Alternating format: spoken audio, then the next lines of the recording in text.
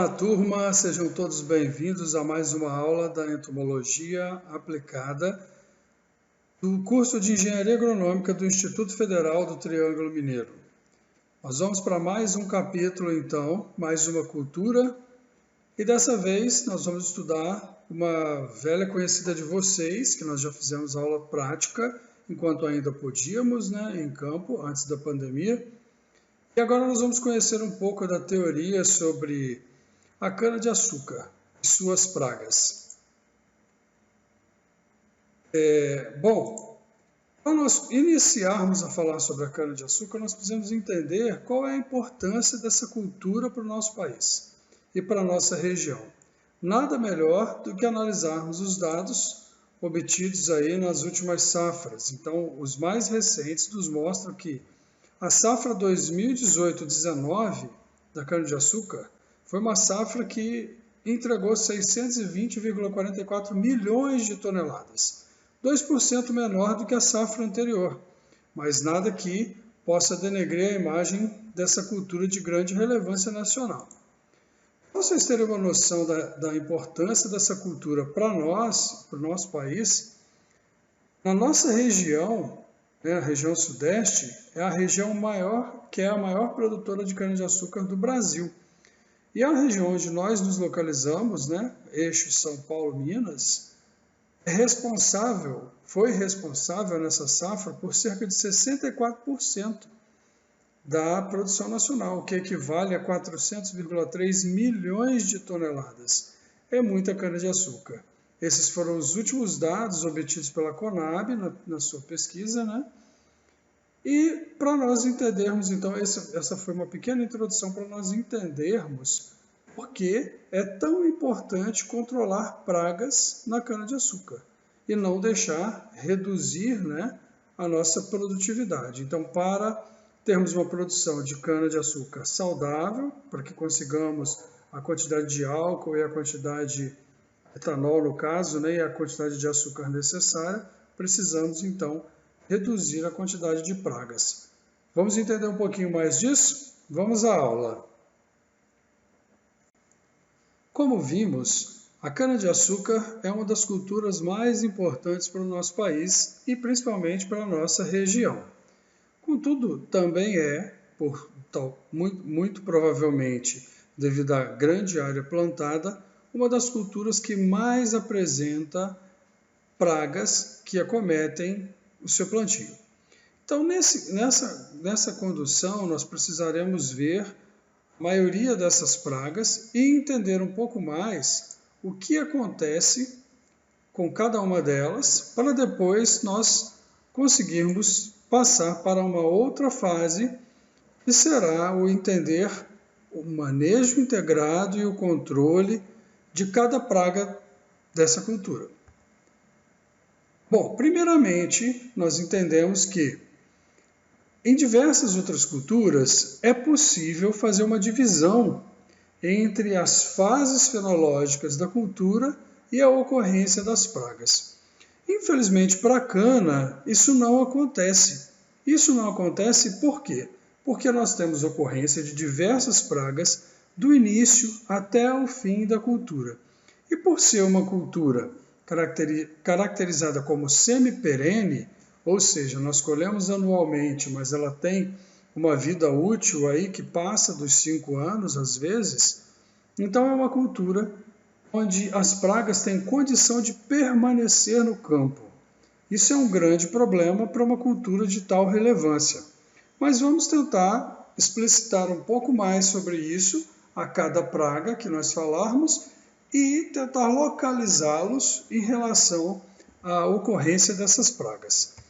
Primeiramente, nós temos um grupo de pragas que comumente ocorre nessas fases iniciais do plantio, do plantio até a brotação e aparecimento das plântulas.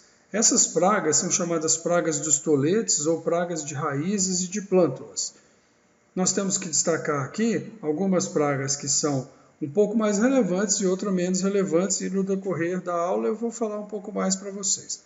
Mas nós temos aqui então os cupins, as formigas, o percevejo castanho, que para a nossa região tem assumido grande importância em diversas culturas, e nós não podemos deixá-lo de fora, porque a cana-de-açúcar é uma poácea, assim como a braquiária, né, uma planta muito disseminada na nossa região, a lagarta elasmo, a lagarta rosca, os insetos chamados os coleópteros, chamados pão de galinha, corós, e os coleópteros migdolos e esfenóforos. Bom, na outra fase, digamos assim, quando a planta está um pouco maior, quando se inicia o perfilhamento e aí ela vai passar o crescimento vegetativo, pré-maturação e maturação, nós temos as pragas que ocorrem nas folhas, nos colmos e nas raízes. E aí nós vamos ter lagartas desfolhadoras, que não têm grande importância, quase sempre estão fora da jogada aí, mas podem aparecer. Broca da cana-de-açúcar, a broca gigante da cana, as cigarrinhas, tanto a cigarrinha da raiz como a cigarrinha das folhas, que não é comum na nossa região, mas também acontece na cultura da cana-de-açúcar, o migdolos, os fenóforos e as cochonilhas. Iniciando então essas pragas, nós vamos começar falando sobre as pragas que atacam os toletes e as raízes. E uma das principais pragas são a que vocês estão vendo aí no slide, né? Os cupins. Essa imagem especificamente, muito bonita, né? É de uma espécie de Nasutitermes. Mas é importante frisar que são diversas espécies, eu vou comentar com vocês, que ocorrem na cana-de-açúcar, e por isso é tão complicado controlar cupins. Nesse caso, estamos vendo uma espécie de Termitide, né, da família Termitide, que nós já estudamos em outra disciplina, e eu comentei com vocês que os termitídeos formam os termiteiros. Os termitídeos são os insetos, os cupins, né, os Isóptera, da família Termitide. Boa parte dessas espécies são prejudiciais porque se alimentam da raiz e podem provocar danos como esse que nós estamos vendo aqui, ó. Sérios danos, eu vou apontar para vocês aqui, como esses danos aqui, né? E esses danos aqui. Então, essas perfurações dos toletes inviabilizam e causam grande falha no plantio. Principalmente hoje que nós temos a adoção do cultivo de cana sem a queimada, né? Então, nesse sentido, o cultivo da cana e a eliminação da queimada, nós tivemos uma evolução muito grande das pragas de solo, porque a queimada, né, o calor da queimada reduzia a possibilidade da manutenção desses insetos no solo, que hoje é completamente possível. Então aqui nós estamos vendo uma cana que foi possível ser retirada do solo com facilidade, certamente por causa desse dano que observamos aqui, e ao lado as perfurações dos toletes que vão impedir inclusive a formação das plântulas, reduzindo o estágio inicial da cultura. Isso é um grave problema porque vai reduzir no final a produtividade, certo? E quais são, então, essas espécies mais comuns? Na cana-de-açúcar, nós podemos citar aí o Heterothermes tenuis, o Procornitermes, o Neocapritermes, o Nasutitermes, Sintermes molestus, Amitermes, Rincotermes e Cornitermes. Então, vocês estão vendo que são diversas espécies. E, é claro, não é muito comum nós ficarmos tentando identificar todas essas espécies todas as vezes que nós vamos fazer o controle. Então, o que nós comumente fazemos, como são insetos eusociais e que formam colônias, a gente avalia a região, avalia a área onde nós estamos plantando ou onde nós estamos iniciando, por exemplo, o cultivo da cana, e vamos identificar as espécies mais comuns. Fatalmente, nos próximos anos, as espécies que nós encontraremos lá serão as mesmas. Por quê? Porque são espécies, como eu disse, que formam colônias. Então, elas vão se adequar àquela localidade, vão estabelecer suas colônias e vão estabelecer, então, o seu espaço e vão se manter ali ano após ano. como nós estudamos na entomologia geral, né, e vimos que uma colônia pode durar diversos anos. Muito bem.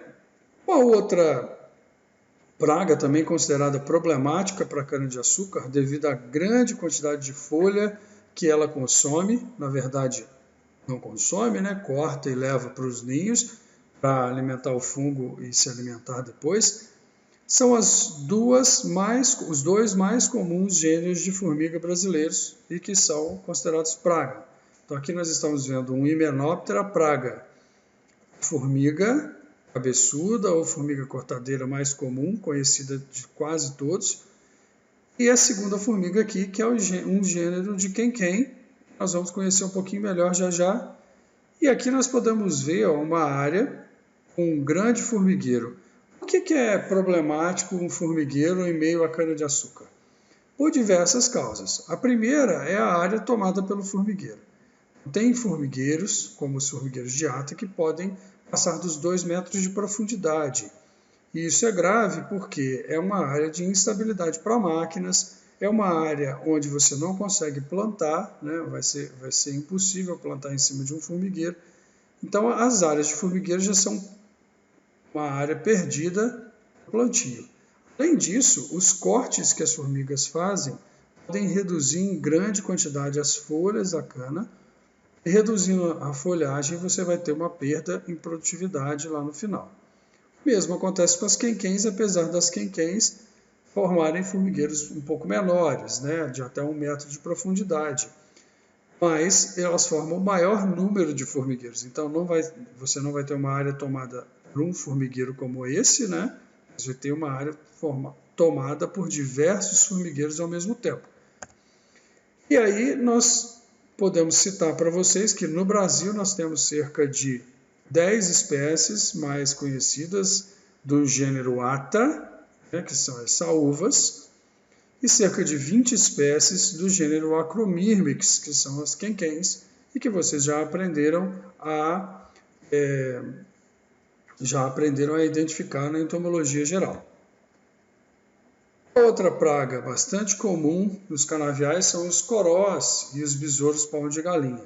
Aqui nós observamos algumas espécies, estamos vendo aqui 2 espécies das mais comuns, os chamados rola-bosta, né, pela população em geral, e aqui as larvas desses insetos, que nós conhecemos também na entomologia geral, são larvas, né, que formam que as pernas ficam bem proeminentes, visíveis.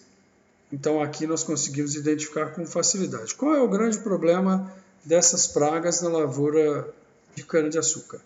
O grande problema é que eles se alimentam nas raízes, podem se alimentar nas raízes, né, da cana-de-açúcar, e podem também causar orifícios na base da cana-de-açúcar, por baixo da terra, promovendo a entrada de patógenos, né? O que vai causar aí a redução da produção, porque você tem redução do estágio inicial da cultura, quando esse ataque ocorre logo no início de plantio, né? E também pode ter uma redução da produtividade pela mortalidade de algumas hastes no decorrer do crescimento ali inicial, na brotação, no perfilhamento. Então você tem grandes problemas com essas espécies, que são o Diloboderus abidelos, que é esse inseto maior que nós vimos aqui atrás da imagem, né? Esse chifrudo. E o Euteola humilis, também vocês vão encontrar na literatura aí ele como Ligyrus humilis e Podalgus humilis, essas são sinonímias, né? E Leogenes, que é uma outra espécie, é um inseto muito parecido com esse segundo que nós vemos aqui. Esse aqui muito parecido, porém preto. Ele é chamado também de cascudo. Esses 2 últimos são os corós e o primeiro o pão de galinha. Então esses insetos podem ser problema para a cana? Podem sim. Então nós encontramos aí na literatura reduções bastante elevadas que são associadas à ocorrência desses insetos. Um inseto que nós não vemos na literatura, muita coisa sendo falada a respeito de redução da cana-de-açúcar, de redução da produtividade na cana-de-açúcar causada por ele, é o percevejo castanho. Contudo, em nossa região, nós temos que ficar sempre alerta em relação a essas espécies de percevejo castanho, principalmente a espécie mostrada aí no slide, porque nossa região é bastante infestada por esse inseto. Então, nós já vemos manchas de problemas sendo ocasionadas em soja, alguma ocorrência em milho. Eu mesmo identifiquei aqui na região do Triângulo essa espécie atacando o abacaxi, inclusive essas fotos foram tiradas por mim, essa lavoura. Então é uma espécie bastante comum para a nossa região e que pode vir a causar problema, que é o Sceptocoris castanha. Essa espécie é a mais comum aqui na nossa região e temos que ficar alertas. Outra espécie de praga inicial na cultura é a lagarta elasmo. A lagarta elasmo também fica um pouco esquecida. Se vocês pegarem na literatura mais nova, boa parte dos pesquisadores não citam a lagarta elasmo como problema da cana-de-açúcar. Porém, é um inseto que nós temos que ficar sempre alerta. Por quê? Porque no plantio ele pode causar grande redução do estágio inicial, porque ele ataca as plântulas, como nós vemos aqui nessa imagem central, e ele causa uma derrubada das primeiras plântulas e pode causar também o perfilhamento da cana quando ocorre, uma época logo após a germinação. Esse perfilhamento é prejudicial porque a cana tem um perfilhamento natural, porém esse perfilhamento lateral vai formar hastes que não vão produzir da mesma forma que a haste é naturalmente formada. Então essa seria uma brotação lateral, e essa brotação lateral ela não funciona como a brotação normal. Então nós temos um grande problema aí. E o mais simples de vermos, como nós estamos olhando aqui nessa imagem, que foi pega também no site da Agrobayer, mostrando aqui esses anéis ou bandas transversais escuras que causam essas falhas na mancha aqui, nas manchas abdominais, é característico da lagarta elasmo. Então nós podemos observar tanto esse perfilhamento que eu disse, as brotações laterais, podemos observar um dumping off, uma espécie de dumping off, um tombamento de plantas, diminuindo o estande inicial da cultura, e também podemos observar uma espécie de coração morto, que é o principal dano causado pela broca da cana, que nós vamos ver à frente, mas que a elasmo também pode causar.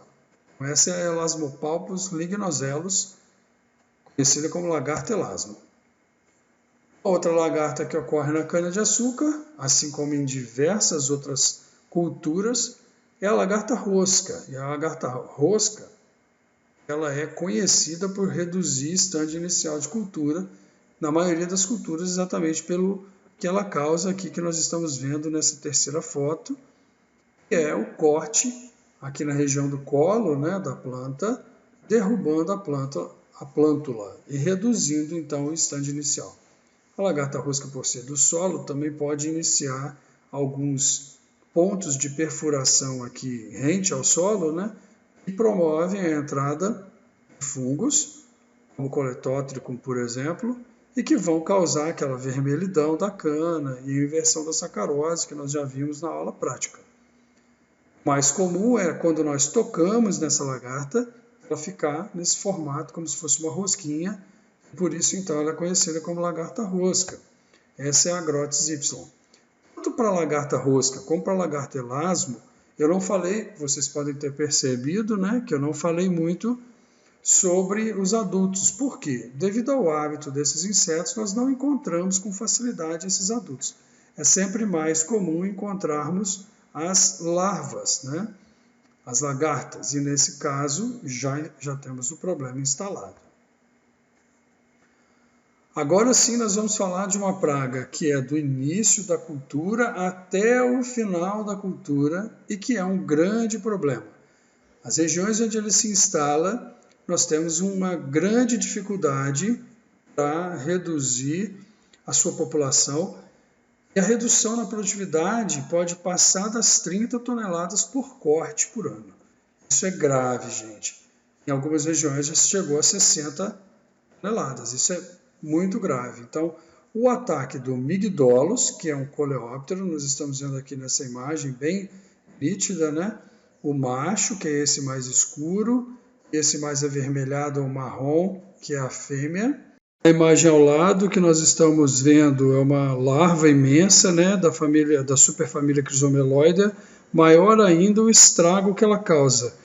Olha a toceira atacada, como fica o colmo e como ficam as raízes. É um estrago enorme, né, sem precedentes para o agricultor.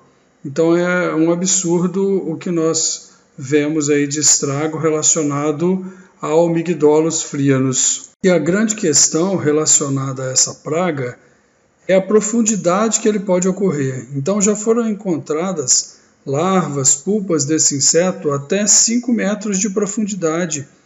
E alguns relatos até de que ele pode chegar a mais de 5 metros.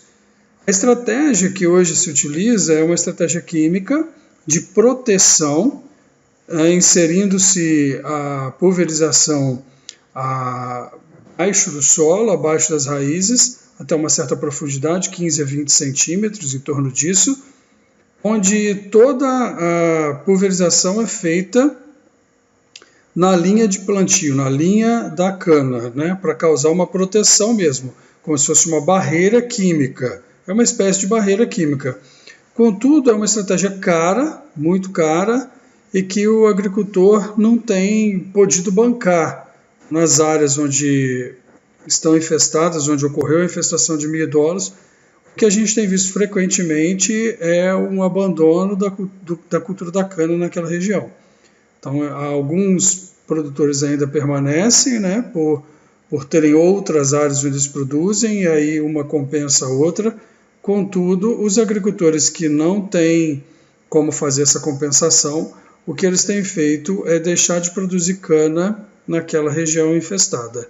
Então, gente, olha aí o problema que é, como eu falei, chega a 30 toneladas por corte por ano, né, a perda com a infestação por migdolus. Isso é grave, isso é preocupante, e o produtor de cana não tem conseguido, então, bancar. A próxima espécie que nós vamos ver também é problemática. Vocês vão perceber, por exemplo, a infestação pode ser muito grave, tanto quanto a de migdolus. Então, esse é o Mygdolus frianus. Outra espécie, e a espécie do momento, o grande problema na cultura da cana no estado de São Paulo é esse insetinho aqui. Esse inseto, o bicudo da cana-de-açúcar, e o bicudo da cana-de-açúcar, ou Sphenophoros, que nós vamos ver o nome científico já já, é um insetinho muito parecido com um inseto que aparece na cana-de-açúcar e que nós não podemos confundir. Muita gente confunde os Sphenophoros com o moleque da bananeira e com o Metamasius hemipterus, que é o falso moleque da bananeira. Mas nós não podemos fazer essa confusão. Esse inseto é específico da cana-de-açúcar e é um causador de graves problemas. Então, vocês podem ver essa imagem, gravem essa imagem, porque ela é bastante diferenciada dos dois outros. Como que nós diferenciamos? Primeiro, esse inseto não tem manchas aqui nos élitros, é comum para o Metamasius hemipterus. E por que eu estou falando tanto do Metamasius? Porque o Metamasius, o falso moleque, ele ocorre na bananeira, mas ele também é frequente na cana-de-açúcar, em algumas regiões. Então, por isso pode haver a confusão. Não confundam, porque ele é todo manchado e esse aqui é liso. E o outro, que é o moleque da bananeira, ele é um pouquinho menor que esse e é escuro, é preto, né? Nós teremos uma aula em que eu mostrarei para vocês esses dois outros na bananeira e aí nós vamos poder fazer a diferenciação. Aqui nós estamos vendo o estrago que ele faz. Não faz galerias tão grandes quanto o migdolus, porém a ocorrência dele em regiões é maior, em área, né? Ele infesta áreas maiores. Uma preocupação para nós também, porque ele já atravessou o Rio Grande, ou seja, ele já está na nossa região, então o Sphenófilos já é um problema para a produção de cana no estado de Minas Gerais e também no estado de Goiás. E aqui nessa última imagem nós vemos a larva dele, que é um inseto curculiônide, né? Nós temos aqui uma larva curculioniforme, diferente da larva anterior, do inseto anterior, de outra família. Ok? Então esse é o Sphenophoros levis, o bicudo da cana-de-açúcar, um grande problema para a cana-de-açúcar do país. Agora nós vamos para duas espécies de lagartas que são muito problemáticas. Para nós, ainda bem, né? Nós não temos esse problema ainda disseminado em Minas Gerais.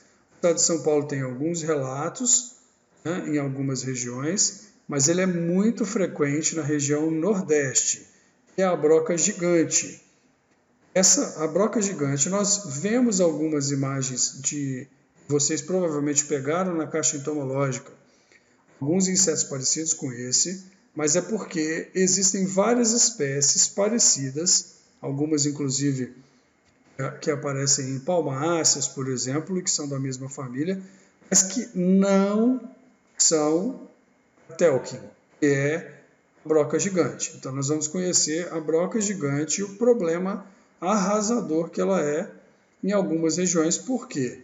Porque é muito difícil fazer o controle dessa larva. Quando ela entra na cultura, olha o estrago que ela faz. Então eu costumo dizer que a cana, ela deixa de ser cana para virar um cano, porque é possível passar um dedo aqui, né, dentro com facilidade. Olha o tamanho dessa larva. Como ela é muito grande, o ciclo dela também é longo. E aí, para nós conseguirmos fazer estudos de controle, é muito difícil. Por que dessa dificuldade? Porque para criar e manter esse inseto em laboratório, em caso de vegetação, há uma certa dificuldade. Então, hoje, eu sei que o CTC consegue fazer uma pequena criação lá para fazer alguns estudos, porque na região do CTC, próxima a Piracicaba, foi uma região em que foi encontrada, né, larvas desse inseto atacando a cultura lá. Para vocês terem uma diferenciação, olha aqui, né, na ponta do laser, a terceira foto, essa é uma galeria da broca da cana-de-açúcar, Diatreia sacaralis. Nós vamos ver na sequência. E essa é uma galeria de Telkin, que é a broca gigante. Um absurdo o estrago que essa praga faz. Então essa é a Telkin licus. A sinônima dela, o nome antigo é Castia licus. Essa outra espécie aqui de Lepidoptera que nós vamos ver é a broca da cana-de-açúcar, a tão famosa Diatreia sacaralis. Então nós estamos vendo aqui macho e fêmea, lado a lado, né? É um insetinho dos mais diferentes, né? Mais bonitinhos aqui, dentre os lepidópteros, mas que causa um grande problema para o produtor de cana. Por quê? Desde que foi identificada, ou desde que iniciou o plantio de cana no Brasil, há relatos de broca da cana-de-açúcar causando grandes reduções na produção de cana. Então, as maiores produções, as maiores reduções na produtividade vêm, muito provavelmente, do ataque de broca. Apesar, nós vamos ver na próxima aula, que existe um controle biológico bastante efetivo e bastante utilizado, o maior programa de controle biológico, um dos maiores programas de controle biológico do mundo, o maior do Brasil, com a broca da cana-de-açúcar. E a maioria das usinas e dos produtores consegue, com certa facilidade, né, fazer esse controle. Mas, mesmo assim, temos bastante problema com a broca. Aqui nós vemos um dano causado. Essa é uma imagem que nós vemos e que foi tirada no nosso campus, no nosso plantio de cana. Então, olha bem o estrago que foi feito. Vocês viram isso na aula prática. E aqui é o sintoma para nós vermos o furo de entrada ou de saída aqui da da broca e é como nós identificamos ela no campo, certo? Essa é a Diatreia saccharoides. Qual é o grande problema causado pela Diatreia saccharoides? Em cultivo inicial, ela pode causar o coração morto, então a gente vê aquela planta, aquela toceira de cana que se forma e que no centro dela a planta ou a haste está seca, as folhas estão secas, esse é o coração morto. Ela também pode causar tombamento de cana, né? Por conta dessa perfuração que ela faz. E o maior problema, que é a inversão de sacarose, que nós tanto debatemos numa das nossas primeiras aulas, que foi a aula prática de cana-de-açúcar. E para finalizar, nós vamos ver aqui a cigarrinha da cana-de-açúcar. Essa é a cigarrinha que ocorre na nossa região e na região sudeste como um todo, região centro-oeste também. Essa é a Marranarva fimbriolata, então aqui nós vemos o adulto. Essa é uma ninfa, ninfa de um hemíptero aproximadamente aqui no último estágio. Então nós estamos vendo o último ínstar antes de se transformar no adulto. Um adulto bastante característico do cercópide, que nós já estudamos bastante na entomologia geral. E aqui a gente está vendo, assim como nós vimos na prática, né, a espuma, que é o sintoma que nós vamos observar lá no plantio de cana, essa grande quantidade de espuma quando tem um ataque bastante relevante, e aqui o estrago que ela faz. Por quê? Porque na região onde ocorre em grande quantidade, ela vai perfurando aqui, né, a base da cana. São perfurações pequenas, porém que facilitam a entrada de fungos contaminantes, né? E também aqui, no caso da cigarrinha, ela vai causar vermelhidão, estamos vendo aqui na folha, e vermelhidão interna pela injeção de toxina e pela inversão de sacarose, pela entrada do fungo, que pode entrar por esses orifícios. Além disso, né, a grande quantidade de cigarrinha reduz enormemente a produtividade da cana-de-açúcar nas regiões em que ela ocorre. Bom, pessoal, em relação à teoria das principais pragas que acometem a cana-de-açúcar e que causam grandes problemas, é isso que nós temos para apresentar. Muito obrigado e até a nossa segunda parte de pragas, tratando de pragas da cana-de-açúcar. Até lá!